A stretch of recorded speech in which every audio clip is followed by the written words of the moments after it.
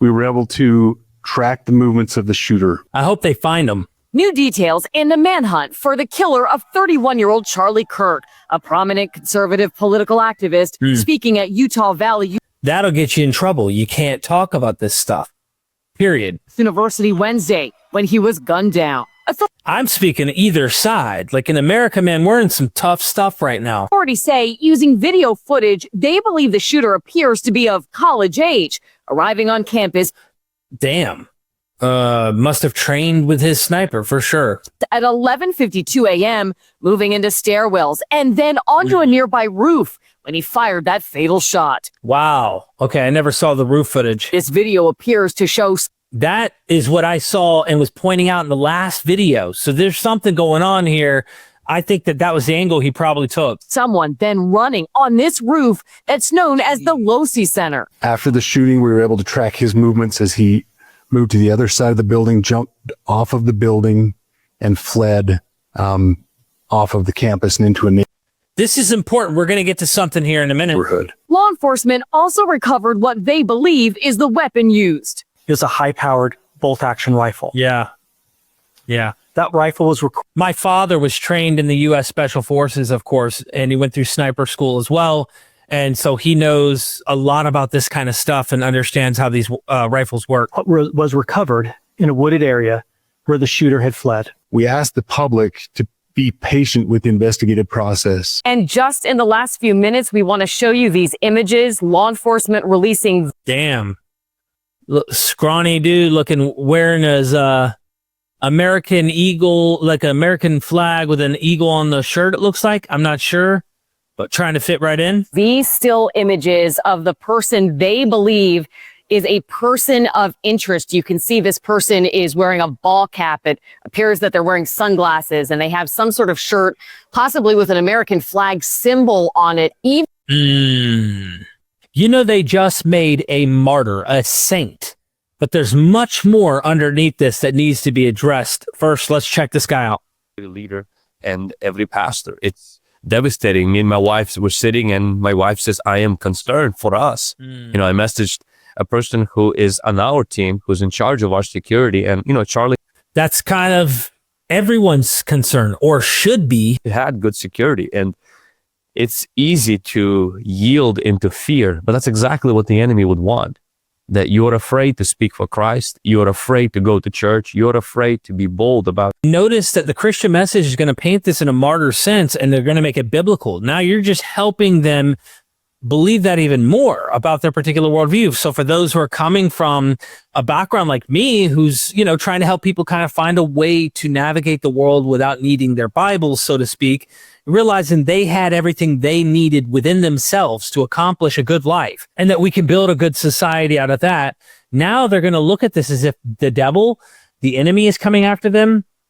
There's going to be likely some reactions, and it's unfortunate because of this. And the biggest problem I have is that this whole attack, right? Because this is now, he's now a martyr. This is a religious thing. While it's political, it's also religious, is that people who are on the opposite side of me might look at me as such a threat because I simply am trying to be factual, using historical methodology, show that the Bible is man-made and that these are human products. They're not divine products. That is a threat to their entire existential existence, to their worldview, that I'm a threat to society, all because I vocalize. I never physically harm anyone. I vocalize my worldview. First Amendment right.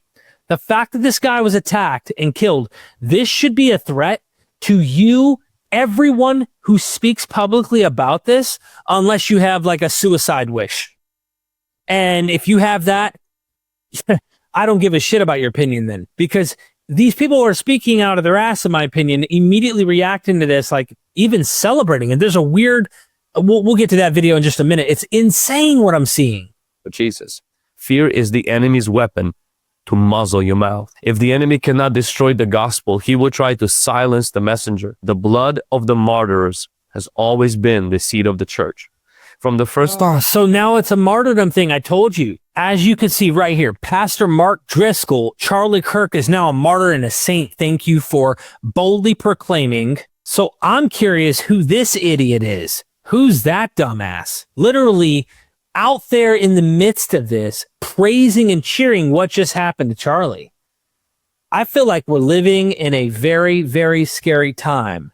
Here we have this guy who's literally acting like he's so glad that this happened. And little awareness is from people who are gloating or celebrating this, that they might be the next target. They don't realize how serious this is, and we need to add water to this, not fuel. And this is not good. It's looking like we're going down a path that is a threat to my own existence here, even trying to point out the flaws in the Bible or the Quran. And listen, many of my skeptic friends who actually I have seen on Facebook and other places give this kind of rhetoric, oh, they say all sorts of really, really bad things. And I'm not even going to say them because I don't know Charlie personally. It's so easy for them to make judgment calls because he had a different worldview and he debated with people using words, right? I might end up debating with people down the road. And if I do, I hope they don't see me as a threat, as an actual threat that needed to be targeted or taken out, all because I have a different ideological background. That's insanity to me. And I'm thankful for my First Amendment right for this and to be able to have that religious freedom to critique. That's something I think we all need to have because we might be the next target. That's a concern. And I know we could make this all about guns and many people do. And trust me, there's a lot to be said on that. However, the very people who are making that comment, do you not think that a delusional maniac can't use a machete, can't use a knife, can't come after you with a slingshot, can't find something other than an actual high-powered rifle to take you out if they see you as a threat? Just saying. Now, I'm not saying we should mitigate some of this, but you got to think this through. And I just think this is crazy. I mean, we just watched it on public TV. Twitter's the worst for this. And people aren't realizing the kind of threat this is for their own existence and their own speech freedom and ideology that they're allowed to spew. So we're so united, not united, divided in America on so many issues that I don't know where this is going. And I hope it calms down. It just scares the crap out of me because look, here I am, man. My wife's concerned about my own safety and such because of people that are radical on opposite sides, not allowing people to have freedom of speech and debate topics and have disagreements. You can disagree with the guy. I do. But you can also see what just happened is pure evil.